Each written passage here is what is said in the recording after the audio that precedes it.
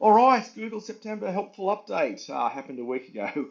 I have to say I missed it. I missed it. Look, I do get newsletters from SC Journal and others, and I was notified of it, but I don't I'm busy. I don't read everything, and I'm more looking at my data, looking at the data for my client sites, and no one was down. Everyone's up, so I missed it. There was no danger, Will Robinson, we've lost rankings from the data. So I was just sort of like, I was just keeping on, keeping on. But then all of a sudden, I do have, not my clients, but other heads of SEO who I chat with saying, oh, look, we've got sites down. What are you seeing, Rich? I'm like, oh, nothing.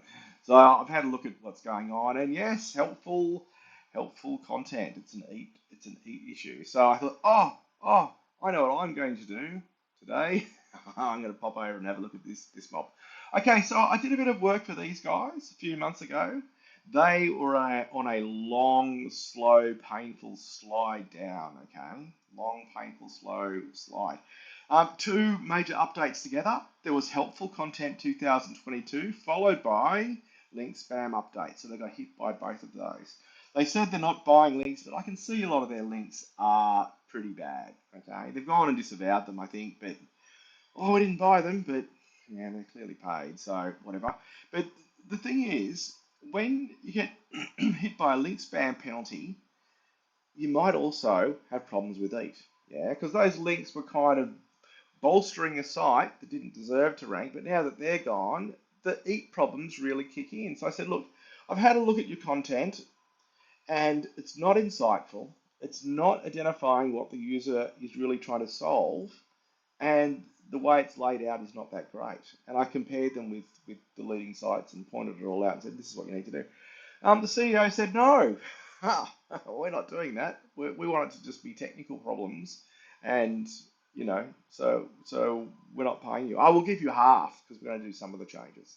Like, oh, really? So you're not going to address the EAT issues. And because you're not going to do that, you're not going to pay me. Like, all right.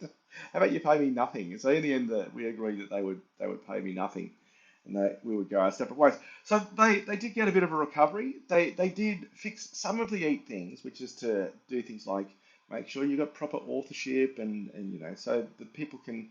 So Google is able to determine that isn't just a rubbish article. Someone real wrote it who's an expert in this area. They did a few other things, but they didn't solve the structural problems with the articles. They didn't even address it. I'm like, all right. So I have been watching to see how things go. But then I see, oh, helpful content update. I'll quickly run back because this is really the first big helpful content update since here. So I thought, let's have a look. So we'll do United States. We'll do the last month, and let's see. Oh, we don't want all locations. United States. Let's do that. So what's going on? Oh, there we go. 19,000. So in a week, they've dropped down to below, they've dropped 2,000 in a week. Helpful content, people. It is real. It is a thing. Your content can't just be unique. Your content can't just be the longest skyscraper in your niche. If you were to write an article about the 50 best cheap restaurants in Berlin, have a two-line throwaway generic statement for each one and a picture and then advertising. How useful is that? Not very. That's not going to work. Might all be unique. It might be long, huge skyscraper, but it's just not that useful. People don't want it. Yep. So you've got to work out what people want, and then you've got to give it to them, and it's got to be better than anything else out there. That's how you make content that ranks. That's it. That's all there is to it. Understand what people want, give it to them. So look,